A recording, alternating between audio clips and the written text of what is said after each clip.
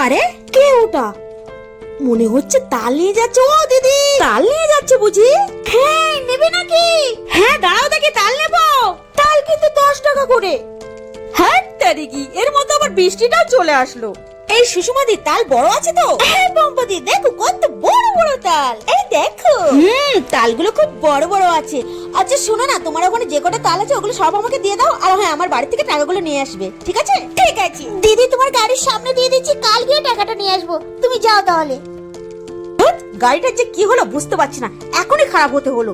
এখন আমার হেঁটে হেঁটে যেতে হবে, আবার ওদিকে বৃষ্টিও চলে আসছে। দিদি, তোমার গাড়ি তো খারাপ হবে, কারণ তুমি তো কুকুমা করে বেড়াচ্ছ। কারণ আমি দেখেছি তুমি একটা তাল আন্টির থেকে নিয়ে গাড়ির ভিতর লুকিয়ে রেখেছো। আসলে দিদি, তুমি মানুষকে ঠকিয়ে খাও তো, সেই জন্য ভগবান তোমাকে একটা ক্ষতি করে দিয়েছে। হ্যাঁ বাবু, তুমি ঠিকই বলেছো, সেই জন্য আজ মাঝখানে আমার গাড়িটা খারাপ হয়ে গেছে।